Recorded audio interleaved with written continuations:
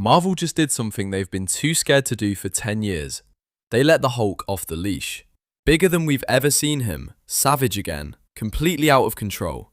Which raises the one question this whole video is going to answer. Is the brand new day Hulk the strongest Hulk the MCU has ever put on screen? Let's find out. Start with what the movie actually shows us. Bruce Banner isn't an Avenger anymore. He's a physics professor at Empire State University, wearing a gamma inhibitor on his wrist. One job, keep him human. Because the thing he's been holding back isn't the calm, selfie-taking Professor Hulk from Endgame.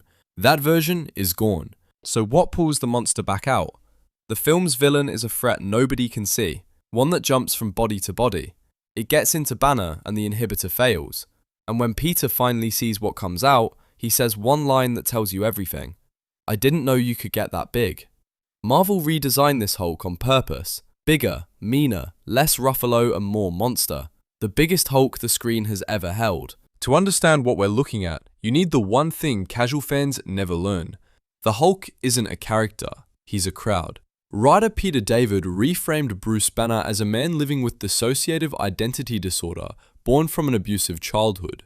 Every Hulk we've seen is a separate personality fighting for the wheel. So the question isn't how strong is the Hulk, it's which Hulk showed up. Where do all these personalities come from? The comics are blunt about it.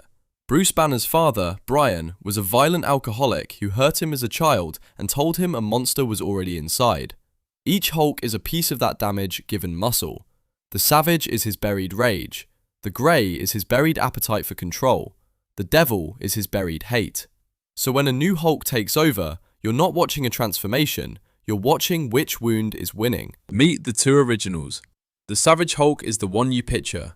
Green, childlike, driven by pure rage, and the strongest of them when he's angry enough. But the first Hulk wasn't green at all. In Incredible Hulk number 1, 1962, he was grey, and he only came out at night. A printing problem turned him green a month later. That grey Hulk came back as Joe Fix-It, a Las Vegas enforcer in a sharp suit. Cunning, self-serving, triggered by stress instead of anger.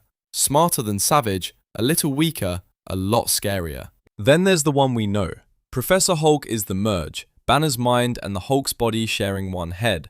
That's the version the MCU has run since 2019. And underneath all of them sits the Devil Hulk, the darkest altar of all, a monster Banner can't reason with and can't switch off. Brand New Day is the merge breaking, and something further down the ladder climbing up. Which brings us back to that concept art. Marvel's artists drew this transformation grey, dark and intimidating, straight out of 1962. Whether it survived to the final cut is still up for debate, but if this Hulk turns grey, even for a moment, that's not a lighting choice. That's the debut of the original Hulk, the cunning one, and a signal that the thing wearing Banner's body is smarter and more dangerous than a rage monster. And there's one more Hulk worth fearing, because he tells you where this road can end. The Maestro. A version of the Hulk from a ruined future who kept every ounce of his intelligence and let go of every last rule.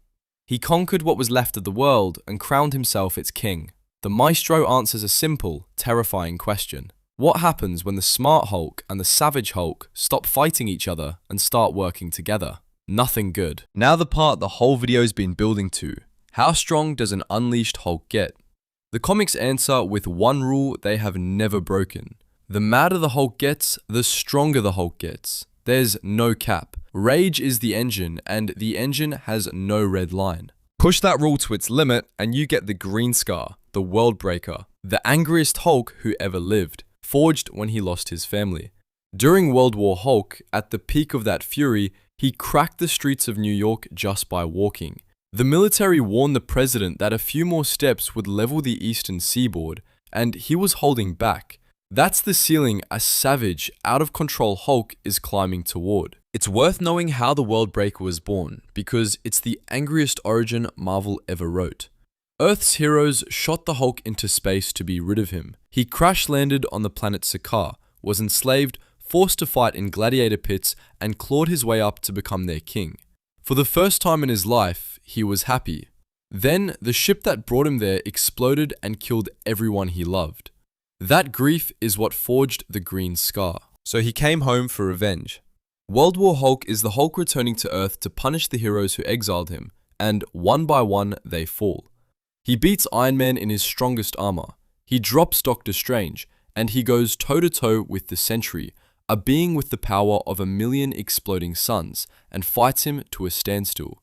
That is the bar. That is what Fully Unleashed actually looks like. The movie's tone points the same direction. In 2018, writer Al Ewing dragged the Hulk back to his horror roots with Immortal Hulk, a book built like a nightmare. Its Devil Hulk was stronger, smarter, and more frightening than any version before it, and nothing Banner did could stop it. A bigger Hulk, a monstrous redesign, a transformation Banner can't control in a grounded, street-level Spider-Man movie. Those are Immortal Hulk's fingerprints all over the film. Marvel isn't handing us an Avenger this time, they're handing us the thing the Avengers are afraid of. And Marvel has been quietly rebuilding this corner of the universe.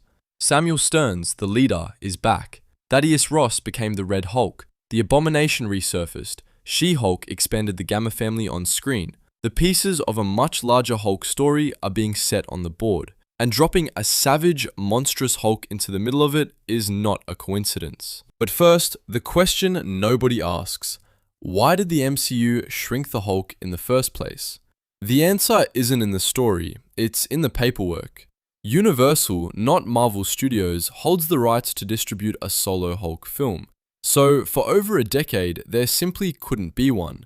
No solo movies meant no room to explore him, so he got passed around as a supporting character and slowly softened into a punchline. Brand New Day is the first time in years the leash has truly come off. So where does this new Hulk rank against the ones we've already seen? Go back to the start. 2008, The Incredible Hulk. He tears through Harlem and beats the Abomination half to death.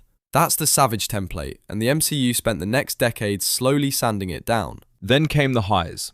The Avengers, 2012, one punch drops a Chitauri Leviathan and he swats Thor across the room like a fly. Age of Ultron, he trades blows with the Hulkbuster and holds his own. Ragnarok, he wrestles a giant wolf, punches a fire demon the size of a skyscraper, and stands toe-to-toe with the God of Thunder. That was the strongest we'd seen him, until now. And then, the floor fell out. Infinity War opens with Thanos beating the Hulk barehanded, no Infinity Stones, and Banner so rattled the Hulk refuses to come back out. Endgame answered with Professor Hulk, powerful but calm, careful and permanently injured just from wielding the gauntlet. Controlled, contained, comfortable. That's the version Brand New Day throws in the trash. Now put the new one on the scale. Bigger than every Hulk on this list. Fully savage, no inhibitor, no Banner steering. When strength runs on rage and you remove every break, there's only one place he lands. On raw, angry power, the Brand New Day Hulk isn't in the conversation. He's the top of it. So, is he the strongest Hulk in MCU history? Everything the movie and the comics are telling us says yes, and it isn't close. Not the smartest, not the most controlled, that was Professor Hulk. But the strongest, the most dangerous, the nearest thing to the comic monster we have ever been allowed to see. And that's the part that should worry you. In the comics, a Hulk this big and this angry always has a destination, and it has a name. World War Hulk. The day the Hulk came home enraged and nearly ended the world.